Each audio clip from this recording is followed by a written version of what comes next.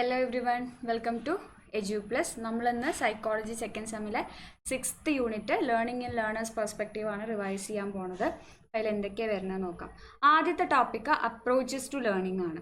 Approaches to learning എന്ന് പറഞ്ഞാൽ നമ്മൾ എങ്ങനെയാണ് ഒരു ലേണിംഗ് മെറ്റീരിയലിനെ അല്ലെങ്കിൽ ഒരു ലേണിംഗ് ഒരു ടോപ്പിക്കൊക്കെ എടുത്തു കഴിഞ്ഞാൽ എങ്ങനെയാണ് ആ ടോപ്പിക്കിനെ അല്ലെങ്കിൽ ആ മെറ്റീരിയലിനെ നമ്മൾ എങ്ങനെയാണ് അപ്രോച്ച് ചെയ്യണം എന്നുള്ളതാണ് ഈ ലേണിംഗ് അപ്രോച്ച് എന്നുകൊണ്ട് ഉദ്ദേശിക്കുന്നത്.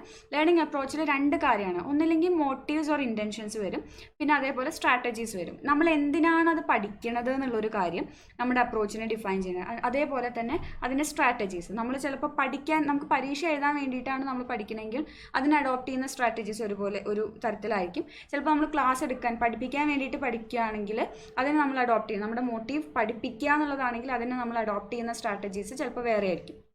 അപ്പോൾ ഈ മോട്ടീവ്സും സ്ട്രാറ്റജീസുമാണ് അപ്രോച്ചസിൽ ഇൻക്ലൂഡഡ് ആയിട്ടുള്ള രണ്ട് കാര്യങ്ങൾ. അതിൻ്റെ ഇമ്പോർട്ടൻസ് എന്തൊക്കെയാണ്? Essential for understanding how students tackle learning task. എങ്ങനെയൊക്കെയാണ് കുട്ടികൾ ലേണിംഗ് ടാസ്കിനെ ടാക്കിൾ ചെയ്യണമെന്നുള്ള കാര്യം മനസ്സിലാക്കാൻ വളരെ എസെൻഷ്യലാണ്. Influences learning outcomes and academic performance. നമ്മുടെ ലേണിംഗ് ഔട്ട്കമിനെയും അക്കാഡമിക് പെർഫോമൻസിനെയൊക്കെ ഇൻഫ്ലുവൻസ് ചെയ്യുന്നുണ്ട് നമ്മുടെ ഈ ലേണിംഗ് അപ്രോച്ച് എന്ന് പറയുന്നത്. എങ്ങനെയാണ് നമ്മൾ ലേണിങ്ങിനെ അപ്രോച്ച് ചെയ്യണമെന്നുള്ളത് നമ്മുടെ ലേണിംഗ് ഔട്ട്കമിനെ നല്ല രീതിയിൽ അത് ഇൻഫ്ലുവൻസ് ചെയ്യും. നമ്മളിപ്പോൾ നല്ല രീതിക്ക് പഠിക്കണം, പാസ്സാവണം എന്നൊക്കെയുള്ള രീതിയിൽ പഠിക്കുന്നതും എന്തെങ്കിലും ആയിക്കോട്ടെ എന്തെങ്കിലും കാട്ടിക്കൂട്ടാന്നുള്ള രീതിയിൽ പഠിക്കുന്നതൊക്കെ വ്യത്യാസമുണ്ടല്ലോ. അപ്പോൾ നമ്മുടെ അപ്രോച്ച് നമ്മുടെ ലേണിംഗ് ഔട്ട്കമിനെ വളരെ നല്ല രീതിയിൽ ഇൻഫ്ലുവൻസ് ചെയ്യും. Provides insight into students thinking processes and preferences. കുട്ടികളുടെ തിങ്കിങ് പ്രോസസ്സുകളേക്കും പ്രിഫറൻസുകളെയൊക്കെ മനസ്സിലാക്കാനായിട്ട് നമ്മളെ സഹായിക്കും ഈ ലേണിംഗ് അപ്രോച്ചുകളെ പറ്റിയിട്ടൊക്കെ മനസ്സിലാക്കുന്നത്. അതിൻ്റെ ക്യാരക്ടറിസ്റ്റിക്സ് എന്തൊക്കെയാണ്? 3 തരത്തിലുള്ള അപ്രോച്ചസ് ആണുള്ളത്. Surface, deep and strategic approach ആണുള്ളത്. ഓരോ അപ്രോച്ചിനും ഓരോ തരത്തിലുള്ള ഫീച്ചേഴ്സും മൂന്ന് തരത്തിൽ ഡിസ്റ്റിങ്ക്റ്റും ഒക്കെയാണ്. അതേപോലെ ഓരോന്നിൻ്റെയും കോണ്ടെക്സ്റ്റും കണ്ടൻറ്റും അനുസരിച്ചിട്ട് എന്ത് ചെയ്യും, ഈ അപ്രോച്ചസുകളൊക്കെ മാറിക്കൊണ്ടിരിക്കും. ചിലപ്പോൾ സർഫസ് അപ്രോച്ച് നമ്മൾ ഉപയോഗിക്കുന്ന ഒരു കണ്ടൻറ്റിലും അല്ലെങ്കിൽ ഒരു കോണ്ടെക്സ്റ്റിൽ ഉപയോഗിക്കുന്ന മാതിരി ആയിരിക്കില്ല സർഫസ് അപ്രോച്ച് തന്നെ ചിലപ്പോൾ അടുത്ത കോണ്ടെക്സ്റ്റിൽ ഉണ്ടായിരിക്കും. ഇനി ഓരോ അപ്രോച്ചും എന്താണെന്ന് നോക്കാം. സർഫസ് അപ്രോച്ച് എന്ന് പറഞ്ഞാൽ നമ്മൾ സാധാരണ കാണാപ്പാഠം പഠിക്കില്ലേ, നമ്മളത് പഠിച്ചെടുത്തിട്ട് അത് അപ്പോഴേക്കാണ്ട് ഉപയോഗിക്കാൻ വേണ്ടിയിട്ട് നമ്മുടെ ആ ടാസ്ക് കംപ്ലീറ്റ് ചെയ്യുക എന്നുള്ള ഒരൊറ്റ റിക്വയർമെൻറ്റിന് വേണ്ടിയിട്ട് നമ്മൾ മെമ്മറൈസ് ചെയ്യുക. സൂപ്പർഫിഷ്യലായിട്ട് പെരിഫറലായിട്ട് അതിൻ്റെ പുറമേ കൂടെ നമ്മൾ കാണാപ്പാഠം പഠിക്കുകയാണ്. നമ്മൾ പെട്ടെന്നായിട്ട് പാസ്സാവാൻ വേണ്ടിയിട്ട് ഒരു ടോപ്പിക്ക് പെട്ടെന്ന് എഴുതി വയ്ക്കാൻ വേണ്ടിയിട്ടൊക്കെ കാണാപ്പാഠം പഠിച്ചു വയ്ക്കുന്നതാണ് ഈ സർഫസ് അപ്രോച്ച്. അങ്ങനെ നമ്മൾ ഒരു ലേണിംഗ് മെറ്റീരിയൽ അപ്രോച്ച് ചെയ്യുന്നുണ്ടെങ്കിൽ അതാണ് ഈ സർഫസ് അപ്രോച്ച് എന്ന് പറയുന്നത്. അതിൻ്റെ ക്യാരക്ടറിസ്റ്റിക്സ് എന്താണ്? Its intention is to complete task requirement. അതാണ്ട് പഠിച്ച് അതാണ്ട് എഴുതി വയ്ക്കുക, അതാണ്ട് കംപ്ലീറ്റ് ആക്കുക ടാസ്ക്. അത് മാത്രമാണ് നമ്മുടെ ഇൻറ്റൻഷൻ. അതേപോലെ നമ്മുടെ മെമ്മറൈസിങ് ഇൻഫർമേഷൻ എന്നുള്ള അതിനെയാണ് നമ്മുടെ ഓർമ്മശക്തിനെയാണ് അത് ഫോക്കസ് ചെയ്യണം. കാണാപ്പാഠം പഠിച്ചിട്ട് എത്ര നേരം എടുത്തു വയ്ക്കാൻ പറ്റും നമ്മുടെ മനസ്സിൽ എന്നുള്ളതിനാണ് അത് ഫോക്കസ് ചെയ്യണത്. അതേപോലെ പ്രിൻസിപ്പിൾസും എക്സാമ്പിൾസും ഒക്കെ തമ്മിൽ ഡിസ്റ്റിങ്ക്വിഷ് ചെയ്യാൻ അത് ഫെയിൽ ചെയ്യാണ്. അതിനെക്കൊണ്ട് പറ്റില്ല. നമ്മളിങ്ങനെ ഈ സർഫസ് അപ്രോച്ചിൽ കൂടെ പഠിക്കുകയാണെങ്കിൽ നമുക്ക് പ്രിൻസിപ്പിളും എക്സാമ്പിളും, ഇപ്പോൾ പ്രിൻസിപ്പിൾ പഠിച്ചു കഴിഞ്ഞിട്ട് അതിൽ നിന്നൊരു എക്സാമ്പിളൊക്കെ ഉണ്ടാക്കണമെങ്കിൽ അത് വളരെ ഡീപ്പായിട്ട് നമ്മൾ പഠിച്ചിട്ടുണ്ടാവണം, കൺസെപ്റ്റ് മനസ്സിലാക്കി പഠിച്ചിട്ടുണ്ടാവണം. ഈ കാണാപ്പാഠം പഠിക്കുന്നവർക്ക് അതിന് സാധിക്കില്ല. അതേപോലെ ഒരു എക്സ്റ്റേണൽ ഇമ്പോസിഷൻ ആയിട്ടാണ് ഈ പഠിക്കണമല്ലോ എന്ന് വിചാരിച്ചിട്ടാണ് ഇത്തരത്തിൽ പഠിക്കുന്നവരൊക്കെ ലേണിങ്ങിൻ്റെ അപ്രോച്ച് ചെയ്യുന്നത് ഒരു എക്സ്റ്റേണൽ ഇമ്പോസിഷൻ ആയിട്ടാണ്. അതേപോലെ it focuses on separate elements not on integration. കാണാപ്പാഠം പഠിക്കുകയല്ലേ, നമുക്കതിന് അതിൽ ഒന്നൊന്ന് തമ്മിലുള്ള ബന്ധം എന്താണെന്നോ അതെങ്ങനെ കണക്ട് ചെയ്തിരിക്കണമെന്നുള്ള ആലോചിക്കാനുള്ള സമയമൊന്നും ഉണ്ടാവില്ല. നമ്മൾ അങ്ങനെയുണ്ട് കാണാപ്പാഠം സെപ്പറേറ്റ് എലമെൻറ്റ്സ് ആയിട്ട് നമ്മൾ കാണാപ്പാഠം പഠിച്ച് വയ്ക്കുകയാണ് ഇവിടെ ചെയ്യുക. അതേപോലെ സിലബസ് സെൻറ്റേർഡ് ആയിരിക്കും, അതിനൊരു ക്ലിയർ കട്ട് പർപ്പസ് ഒന്നും ഉണ്ടായിരിക്കില്ല. അതേപോലെ നമ്മൾ അപ്ലൈ ചെയ്യുന്ന സ്ട്രാറ്റജീസിനെ പറ്റിയിട്ടുള്ള ഒരു റിഫ്ലക്ഷൻ, നമ്മൾ ഈ പഠിക്കുന്നത് ശരിയാണോ, ഇങ്ങനെ പഠിച്ചാൽ എനിക്ക് മനസ്സിലാവുണ്ടോ, അങ്ങനെ ഒരു സെൽഫ് റിഫ്ലക്ഷൻ ഒന്നും അവിടെ നടത്തുന്നില്ല. പിന്നെ അൺറിലേറ്റഡ് ആയിട്ടുള്ള കൺസെപ്റ്റ്സിനെ പോലും നമ്മൾ എന്ത് കിട്ടിയാലും കാണാപ്പാഠം പഠിച്ചേക്കുന്ന ഒരു അവസ്ഥയൊക്കെ ഉണ്ടല്ലോ, അങ്ങനെയൊക്കെയുള്ള ഒരു അപ്രോച്ചാണ് ഈ സർഫസ് അപ്രോച്ചിലേക്ക് പറയുന്നത്. ഡീപ്പ് അപ്രോച്ച് എന്ന് പറഞ്ഞു കഴിഞ്ഞാൽ സർഫസ് അപ്രോച്ചിൻ്റെ ജസ്റ്റ് ഓപ്പോസിറ്റ് ആണ്. നമ്മൾ ഡീപ്പായിട്ട് കൺസെപ്റ്റ് മനസ്സിലാക്കി നമ്മൾ അണ്ടർസ്റ്റാൻഡ് ചെയ്ത് പഠിക്കുന്നതിനാണ് നമ്മുടെ ക്രിട്ടിക്കൽ തിങ്കിങ്ങിനെയും നമ്മൾ അങ്ങനെയുള്ള നമ്മുടെ ഡെയിലി ലൈഫ് എക്സ്പീരിയൻസ് ഒക്കെ വെച്ചിട്ട് നമ്മൾ കണക്ട് ചെയ്ത് പഠിക്കുന്നതൊക്കെയാണ് ഈ ഡീപ്പ് അപ്രോച്ചിൽ വരിക. അത് കുറേ കാലം നമ്മുടെ മെമ്മറിയിൽ നിൽക്കും. ഇതിൻ്റെ ക്യാരക്ടറിസ്റ്റിക്സ് എന്തൊക്കെയാണ് വരുന്നത്? നമ്മൾ മെറ്റീരിയലിൻ്റെ മീനിങ് മനസ്സിലാക്കിയിട്ട് നമ്മൾ ആ കണ്ടൻറ്റുമായിട്ട് ഒരു ഇൻട്രാക്ട് ചെയ്തിട്ട് എൻത്യൂസിയാസ്റ്റിക് ഇൻട്രാക്ഷനൊക്കെ ഉണ്ടാവും നമ്മൾ ആ കണ്ടൻറ്റുമായിട്ട്. അതേപോലെ നമ്മൾ കണക്ട് ചെയ്ത് പഠിക്കും, നമ്മുടെ ന്യൂ ഐഡിയാസിനെ എക്സിസ്റ്റിംഗ് നോളജുമായിട്ട് കണക്ട് ചെയ്ത് പഠിക്കും, നമ്മുടെ ഡെയിലി ലൈഫ് എക്സ്പീരിയൻസുമായിട്ട് റിലേറ്റ് ചെയ്ത് പഠിക്കും. അതേപോലെ ലോജിക്കൽ ആർഗ്യുമെൻ്റ് ഒക്കെ വെച്ചിട്ട് ലോജിക്കൊക്കെ വെച്ചിട്ടാണ് നമ്മൾ ഡീപ്പ് അപ്രോച്ചിൽ പഠിക്കുക. അല്ലാണ്ട് എന്ത് കിട്ടിയാലും അത് അങ്ങനെ കാണാപ്പാഠം പഠിക്കുന്നതല്ല ഡീപ്പ് അപ്രോച്ച്. നമ്മൾ അതിനെപ്പറ്റി മനസ്സിലാക്കി നമ്മുടെ ലോജിക്കൊക്കെ വെച്ച് അനലൈസ് ചെയ്ത് പഠിക്കുന്നതാണ് ഡീപ്പ് അപ്രോച്ച്. ഇനി സ്ട്രാറ്റജിക് അപ്രോച്ച് എന്ന് പറഞ്ഞാൽ സർഫസ് അപ്രോച്ചിൻ്റെയും ഡീപ്പ് അപ്രോച്ചിൻ്റെയും എലമെൻസിനെ അത് കമ്പൈൻ ചെയ്യുന്നുണ്ട്. സ്ട്രാറ്റജിക് ആണ്, അതായത് ഓരോ അവസരത്തിനനുസരിച്ചിട്ട് എന്താണ് ആ അവസരം ഡിമാൻഡ് ചെയ്യുന്നത് അതിനനുസരിച്ചിട്ട് നമ്മൾ പഠിക്കുകയാണ്. നമ്മുടെ ഹൈ പെർഫോമൻസ് ആണ് അവിടെ കാണിക്കേണ്ടത്. നമ്മുടെ ഏറ്റവും കൂടുതൽ മാർക്ക് കിട്ടുക, നമുക്ക് നല്ലൊരു സക്സസ് ഉണ്ടാവുക, നമ്മുടെ പെർഫോമൻസ് ഏറ്റവും എക്സലൻ്റ് ആയിട്ട് നിൽക്കുക. അതിന് ചിലപ്പോൾ ചില അവസരത്തിൽ സർഫസ് അപ്രോച്ച് ആയിരിക്കും ഉപയോഗിക്കേണ്ടി വരിക, ചില അവസരത്തിൽ ഡീപ്പ് അപ്രോച്ച് ആയിരിക്കും. അതവിടെ ഡസൻ മാറ്റർ ഏത് അപ്രോച്ച് ഉപയോഗിക്കുന്നു എന്നുള്ളത്. നമ്മൾ ആ സ്ട്രാറ്റജികളാണ് ഓരോ അവസരത്തിനനുസരിച്ച് നമ്മൾ സ്ട്രാറ്റജികൾ കണ്ടെത്തി അതിനനുസരിച്ച് പഠിക്കുന്നതാണ് ഈ സ്ട്രാറ്റജിക് അപ്രോച്ചിൽ വരിക. ഒരു ഓർഗനൈസ്ഡ് ആയിട്ടുള്ള ടൈം മാനേജ്മെൻ്റ് ഒക്കെ നടത്തുന്ന, പിന്നെ അതേപോലെ ഓരോ മെറ്റീരിയലിനും ഓരോ സാഹചര്യത്തിനും, ഇപ്പോൾ മാത്സ് പഠിക്കുന്നെങ്കിൽ ഒരു രീതി, സയൻസ് പഠിക്കണമെങ്കിൽ ഒരു രീതി, ഇംഗ്ലീഷ് പഠിക്കണമെങ്കിൽ ഓരോ രീതി, അങ്ങനെ ഓരോന്നിനും കണ്ടീഷണലായിട്ട് ഓരോ അപ്രോച്ച് കൂടെ ഓരോന്നും ഓരോ സ്ട്രാറ്റജീസ് ഒക്കെ അപ്ലൈ ചെയ്തിട്ട് പഠിക്കുന്നതാണ് ഈ സ്ട്രാറ്റജിക് അപ്രോച്ച്. അതേപോലെ നമ്മൾ ക്വസ്റ്റ്യൻ പേപ്പറൊക്കെ നോക്കി അതിൻ്റെ ഒരു പാറ്റേൺ ഒക്കെ നോക്കിയിട്ട് പഠിക്കുന്നതാണ്. ഒരു എഫക്റ്റീവ് മോണിറ്ററിംഗ് ഒക്കെ ഇവിടെ ഉണ്ടായിരിക്കും, ഒരു സെൽഫ് റിഫ്ലക്ഷൻ ഒക്കെ ഉണ്ടായിരിക്കും. അതേപോലെ കുട്ടികൾ ഈ സ്ട്രാറ്റജിക് അപ്രോച്ചിൽ പഠിക്കുന്ന കുട്ടികൾ എന്ത് ചെയ്യും, മാർക്കിംഗ് സിസ്റ്റത്തിനെ പറ്റിയിട്ടൊക്കെ വളരെ ക്യൂരിയസ് ആയിരിക്കും, എങ്ങനെയാണ് മാർക്ക് വരുന്നത് എന്നുള്ള കാര്യങ്ങളൊക്കെ. ഇനി ഇതിൻ്റെ മൂന്നിൻ്റെയും ഡിഫറൻസുകളാണ് പറയുന്നത്. സർഫസും ഡീപ്പും സ്ട്രാറ്റജിക്കും. സർഫസ് ആണെങ്കിൽ മെമ്മറൈസേഷനാണ് ഇമ്പോർട്ടൻസ് കൊടുക്കുന്നത്, ഡീപ്പ് അപ്രോച്ച് ആണെന്നുണ്ടെങ്കിൽ ഡീപ്പായിട്ട് അണ്ടർസ്റ്റാൻഡിംഗ് ആണ് ഇമ്പോർട്ടൻസ് കൊടുക്കുന്നത്. സ്ട്രാറ്റജിക് ആണെങ്കിൽ ഇത് രണ്ടിൻ്റെയും എലമെൻസിനെ ഇൻക്ലൂഡ് ചെയ്യുന്നുണ്ട്. സർഫസ് അപ്രോച്ചിൽ നമ്മൾ ആ ടാസ്ക് കംപ്ലീറ്റ് ചെയ്യുക എന്നുള്ളത് മാത്രമാണ് നമ്മുടെ റിക്വയർമെൻറ്റ്. ഡീപ്പ് അപ്രോച്ചിലാണെന്നുണ്ടെങ്കിൽ മനസ്സിലാക്കി പഠിക്കുക എന്നുള്ളതാണ് നമ്മുടെ റിക്വയർമെൻറ്റ്. സ്ട്രാറ്റജിക്കലാണെന്നുണ്ടെങ്കിൽ നമുക്ക് നല്ല മാർക്ക് കിട്ടുക എന്നുള്ളതാണ്. അതേപോലെ സർഫസ് അപ്രോച്ചിൽ നമ്മൾ പ്രിൻസിപ്പിൾസിനെ ഡിസ്റ്റിങ്ക്യൂഷ് ചെയ്യാനൊക്കെ നമുക്ക് വേർതിരിച്ച് മനസ്സിലാക്കാനുള്ള കഴിവൊക്കെ കുറച്ച് കുറവാണ്. ഡീപ്പർ അപ്രോച്ചിൽ അതിന് നല്ല കഴിവുണ്ടായിരിക്കും, നമുക്ക് റിലേറ്റ് ചെയ്ത് പഠിക്കാനും വേർതിരിച്ച് പഠിക്കാനൊക്കെ ഉള്ള കഴിവുണ്ടായിരിക്കും. സ്ട്രാറ്റജിക് അപ്രോച്ചിലാകുമ്പോൾ നമ്മൾ ക്വസ്റ്റ്യൻ പേപ്പറൊക്കെ വെച്ചിട്ട് ഏത് സ്ട്രാറ്റജിയാണോ ബെസ്റ്റ് സ്യൂട്ടഡ് അതിനനുസരിച്ചിട്ടാണ് നമ്മൾ പഠിക്കുക. സർഫസ് അപ്രോച്ചിൽ നമ്മളൊരു എക്സ്റ്റേണൽ ഇമ്പോസിഷൻ ആയിട്ടാണ് പഠിക്കുന്നത്, ആർക്കെങ്കിലുമൊക്കെ വേണ്ടിയിട്ട് നമ്മൾ പഠിക്കുക എന്നുള്ള രീതി. ഡീപ്പ് അപ്രോച്ച് നമ്മളൊരു ഇൻറ്റേർണലി നമ്മുടെ ആവശ്യത്തിന് വേണ്ടി മനസ്സിലാക്കി പഠിക്കുകയാണ്. സ്ട്രാറ്റജിക്കൽ നമുക്ക് ഹയസ്റ്റ് പോസിബിൾ ആയിട്ടുള്ള ഗ്രേഡ് കിട്ടാനൊക്കെ വേണ്ടിയിട്ട് നമ്മൾ മാർക്കിംഗ് സിസ്റ്റത്തിനെ പറ്റിയിട്ടൊക്കെ ക്യൂരിയസ് ആയിരിക്കും. പിന്നെ അതേപോലെ നമ്മുടെ കോംപ്രിഹെൻഷനെ ഒന്നും സർഫസ് അപ്രോച്ച് പ്രൊമോട്ട് ചെയ്യില്ല. പക്ഷേ ഡീപ്പ് അപ്രോച്ചും അതേപോലെ സ്ട്രാറ്റജിക് അപ്രോച്ചൊക്കെ കോംപ്രിഹെൻഷനെയും സക്സസിനെയൊക്കെ പ്രൊമോട്ട് ചെയ്യുന്നുണ്ട്. അതേപോലെ ഏറ്റവും കുറവ് റിട്ടൻഷൻ ഇതിലുണ്ടാവുക സർഫസ് അപ്രോച്ചിലാണ്. കാണാപ്പാഠം പഠിക്കാണല്ലോ, ഏറ്റവും കൂടുതലായിട്ട് ലോങ് ടേം ആയിട്ടുള്ള റിട്ടൻഷൻ നടക്കുന്നത് ഡീപ്പ് അപ്രോച്ചിലായിരിക്കും. സ്ട്രാറ്റജിക് അപ്രോച്ചിൽ റിട്ടൻഷനൊക്കെ നടക്കുന്നത് നമ്മുടെ സക്സസിനെ റിലേറ്റ് ചെയ്തിട്ടാണ് റിട്ടൻഷൻ നടക്കുക. അപ്പോൾ സർഫസ് അപ്രോച്ചിലാണെങ്കിൽ ഇൻ്റഗ്രേഷനൊക്കെ സാധ്യത കുറവാണ്, ഒന്ന് പഠിച്ചതുമായിട്ട് കണക്ട് ചെയ്ത് പഠിക്കുന്നതൊക്കെ കുറവായിരിക്കും. ഡീപ്പ് അപ്രോച്ചിൽ കണക്ട് ചെയ്തിട്ടാണ് നമ്മുടെ ഡെയിലി ലൈഫ് എക്സ്പീരിയൻസും ഓൾറെഡി എക്സിസ്റ്റിംഗ് ആയിട്ടുള്ള നോളജൊക്കെ ആയിട്ട് കണക്ട് ചെയ്തിട്ടാണ് പഠിക്കുക. പിന്നെ നമ്മുടെ സ്ട്രാറ്റജിക് അപ്രോച്ചിൽ നമ്മുടെ സക്സസ്സുമായിട്ടാണ് എല്ലാവരെയും ഇൻ്റഗ്രേറ്റ് ചെയ്യണം. ഇതാണ് ഈ 3 അപ്രോച്ചിലും പറയുന്നതുള്ളത്. ഇനി അടുത്ത ലേണിംഗ് ഓറിയൻറ്റേഷനാണ്. ലേണിംഗ് ഓറിയൻറ്റേഷൻ എന്ന് പറഞ്ഞു കഴിഞ്ഞാൽ ലേണിംഗ് അപ്രോച്ച് പോലെ തന്നെ നമ്മൾ എങ്ങനെയാണ് ലേണിങ്ങിനെ ഓറിയൻറ്റ് ചെയ്യണത്, എങ്ങനെയൊക്കെയാണ് പഠിക്കുന്നത് എന്നുള്ള രീതിയിൽ തന്നെയാണ് ഇവിടെയും പറയുന്നത്. ഓരോ ലേണിംഗ് മെറ്റീരിയലിലും ഏത് രീതിയിലാണ് നമ്മൾ ഓറിയൻറ്റേഷൻ കൊടുക്കുന്നത് എന്നുള്ളതാണ് ലേണിംഗ് ഓറിയൻറ്റേഷനിൽ പറയുന്നത്. അതിൽ 4 തരത്തിലുള്ള ലേണിംഗ് ഓറിയൻറ്റേഷൻ ആണുള്ളത്. Reproducing orientation, meaning orientation, achieving orientation and non academic orientation. ഇത് 4 എന്താണെന്ന് നമുക്ക് നോക്കാം. റീപ്രൊഡ്യൂസിങ് ഓറിയൻറ്റേഷൻ എന്ന് പറഞ്ഞു കഴിഞ്ഞാൽ നമ്മുടെ സർഫസ് അപ്രോച്ച് പറഞ്ഞ മാതിരി തന്നെ മെമ്മറൈസേഷൻ ഫോക്കസ്ഡ് ആയിട്ടുള്ള ഒരു അപ്രോച്ചാണ് ഈ റീപ്രൊഡ്യൂസിങ് ഓറിയൻറ്റേഷൻ എന്ന് പറയുന്നത്. എക്സ്ട്രിൻസിക്കലി മോട്ടിവേറ്റഡ് ആയിട്ട് നമ്മൾ പഠിക്കാൻ വേണ്ടിയിട്ട്